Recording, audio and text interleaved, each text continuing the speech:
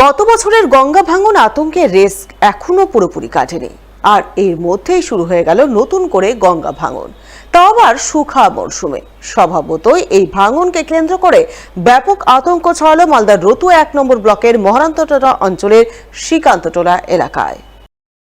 মালদায় গঙ্গা ভাঙন আতঙ্ক যেন কিছুতেই পিছু ছাড়ছে না, উল্টে বছর বছর ভাঙনের ব্যাপকতা বেড়েই চলেছে। গত বছর মালদার রতুয়া ১ নম্বর ব্লকের মহানন্দাটোলা অঞ্চলের শ্রীকান্তটোলায় ব্যাপক গঙ্গা ভাঙন হয়েছিল। সেই ভাঙনে বহু মানুষ ভিটে মাটি হারিয়ে সর্বশান্ত হয়ে পড়েছেন।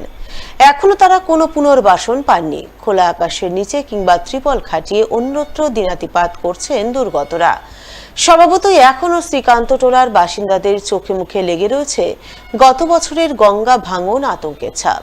সে আতঙ্কের ছাপ মোছার আগেই ফের ওই এলাকাতেই শুরু হয়েছে নতুন করে গঙ্গা ভাঙন।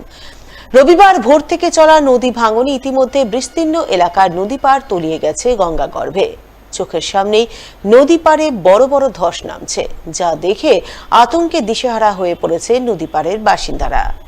এখন কোনো ব্যবস্থা নেওয়া হয়নি এখানে। গত বছর বন্যায় কিছু তো বস্তা ফাঁকা হয়েছিল এখানে, আর কিছু ওই ভাটার কাছে, তারপরে আর কোনো ব্যবস্থা নেই, কেউ আসেও না এখানে। তখনই কয়েকবার এসেছিল, হ্যাঁ হবে হবে হবে, এখন পর্যন্ত কোনো কাজ হয় না। আমরা কালকে পরশুদিন সন্ধ্যার সময় দেখলাম ঠিক আছে, কালকে ভোর 4টা থেকে আরম্ভ করে মোটামুটি 2-2.5 ঘন্টার মধ্যে 10-12 কাঠা কেটে চলে আসলো। আমরা এখন থাকার কোনো জায়গা নেই, আমাদের কোনো পরিস্থিতি নেই। 4-5টা গ্রাম যদি কিছু না করে তাহলে আমাদের মাসখানেক মধ্যে বিদায় নিতে হবে এখান থেকে। কোথায় যাব আমরা, কোনো স্থায়ী নেই। স্থানীয়দের বক্তব্য, এখনো বন্যা আসেনি, শুখা মরশুম চলছে, এর মধ্যেই গঙ্গা ভাঙন শুরু হয়েছে। তাই আগাম ভাঙনে তারা যার পণ্যায় আতঙ্কিত হয়ে পড়েছেন, ভিটে মাটি হারানোর আশঙ্কা করছেন। কই কিছুই হচ্ছে না, ভাঙন প্রতিরোধের কাজ কোনো সরকারই কোনো কিছু সাহায্য করছে না, কোনো কর্ণপাতই করে না। বলছি কি বিহারে কাজ হচ্ছে নাকি? বিহারে কিছু অংশে কাজ হচ্ছে, আমাদের এরিয়াতে আরও অসুবিধা হয়ে দাঁড়িয়েছে। বেশিরভাগই নদীর জলটা আমাদের এখানেই পড়বে, বাড়ি ঘর বাঁচবে না বোধহয়। ছবি তোলা আর গঙ্গারাম এই আপনার ওই কি খাকচাবনার মাঝখান দিয়ে ওখানে মাত্র 500 মিটারেরও কম হবে আশা করছি। এবারই হয়তো সেই বড় নদী ফুলহরে মিশে যেতে পারে, মিশে গেলে আবার রতুয়াটাও শেষ হয়ে যাবে। আমরা চাইছি গঙ্গা প্রতিরোধ করুক, এখানে গিয়ে কিছু ব্যবস্থা নিক সরকার। আমাদের এখানে বিশাল এলাকা আছে, 2টা অঞ্চল আছে, বিলাইবাড়ি অঞ্চল আর মহানন্দাটোলা অঞ্চল। এখানে 50,000 লোক বাস করে, কেউ দেখছে না, কোনো সরকারই দেখছে না, না কেন্দ্র সরকার না রাজ্য সরকার। স্থানীয়রা জানান, গত বছর গঙ্গা ভাঙনের পর বালির বস্তা ফেলে তাদের এলাকায় ভাঙন প্রতিরোধের কিছুটা কাজ হয়েছিল, কিন্তু গত কয়েক মাস ধরে সেই কাজ বন্ধ রয়েছে। প্রশাসনের কোনো আধিকারিক পরিস্থিতি পরিদর্শনে আসছেন না। ভাঙন প্রতিরোধের কথা বললে শুধুমাত্র কাজ শুরুর আশ্বাস দিয়ে যাচ্ছে, তবে কাজ কবে শুরু হবে তা কেউ জানে না। এখানে তো মোটামুটি ধরেন যে বন্যার সিজনে কেটেছিল, তারপরে আর কাটেনি। তো ওই পচ্ছা বাতাস যখন বয় তখন একটু ধীরে ধীরে ধীরে কাটতে কাটতে আসে। কিন্তু হঠাৎ এই যে পরশুদিন আমরা গতকালকে আমরা এখানে সন্ধ্যার সময় বসেছিলাম, সব কিছু ঠিক ছিল। তারপর রাত্রের সময় দেখছি যে হঠাৎ আওয়াজ হয়ে উঠলো, চাপ ঘুষরালো। এখান থেকে মোটামুটি 10 কাঠা অবধি কেটে চলে এসছে। এটা আমরা কিছু ভাবতেই পারছি না যে এটা কীভাবে কাটলো। কোনো কাজও হচ্ছে না। ওই বন্যার সিজনে কিছুটা বস্তার কাজ করেছিল, সে ওই বস্তা কোনো কাজ করেনি। হ্যাঁ, এইভাবে আমাদের ধরা আছে। সরকারি দপ্তর থেকে বলছে কাজ হবে হবে হবে, কিন্তু কিছুই হচ্ছে না। বাড়িঘর এবার পড়ে যাবার সম্ভাবনা আছে।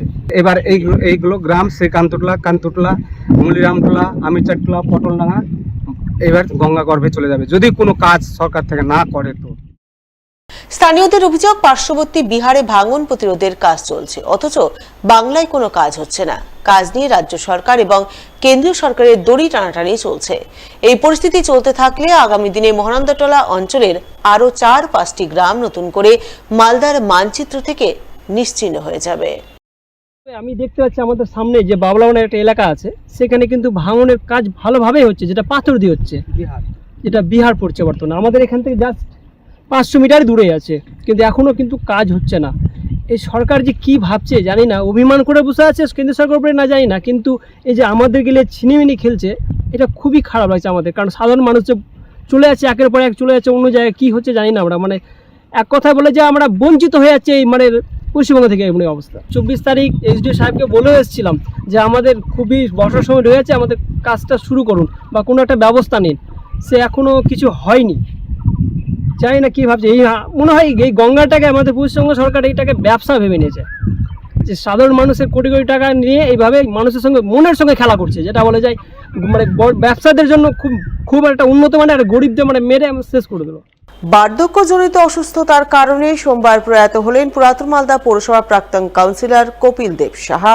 মৃত্যুকালে তার বয়স হয়েছিল 86 বছর। উল্লেখ্য, কপিল দেব সাহা 1990 সাল থেকে 95 সাল পর্যন্ত পুরাতন মালদা পৌরসভার কংগ্রেস দলের কাউন্সিলর ছিলেন, কিন্তু বেশ কিছুদিন ধরে তিনি বার্ধক্যজনিত অসুস্থতার কারণে ভুগছিলেন। অবশেষে সোমবার সকালে পুরাতন মালদার নবাবগঞ্জ এলাকায় তার নিজস্ব বাসভবনে তিনি শেষ নিঃশ্বাস ত্যাগ করেন। তার মৃত্যুতে পরিবারবর্গ কান্নায় ভেঙে পড়েন। শোকের ছায়া নেমে আসে গোটা এলাকায়। প্রাক্তন বর্ষিয়ান কাউন্সিলরের মৃত্যুর খবর পেয়ে তাকে শেষ শ্রদ্ধা জানাতে তার বাড়ি ছুটে যান মালদা কেন্দ্রের প্রাক্তন কংগ্রেস বিধায়ক ভূপেন্দ্রনাথ হালদার, কংগ্রেস নেতা শিবনাথ শুকুল সহ অন্যান্যরা। মৃত্যুকালে বয়স 86 বছর, আর বয়স 86, আর এদিকে 90 থেকে 95 ছিল কাউন্সিল। আচ্ছা, কোন দল? কংগ্রেসের। কে কে? দলের পৌরসভা অফিসের সামনে কিছু লোক ছিল, দলেরই পুরাতন যারা কর্মী ছিল, কর্মচারী ছিল পৌরসভা, তারা ছিল। অপারেশনে ছিল, কিছুদিন বাড়িতে ছিল। বাড়িতে থাকার পর শরীর শূন্য হয়ে যায়, প্যারালাইসিস টাইপের, তারপরে মারা যায়। আজকে 6টা 4 মিনিটে।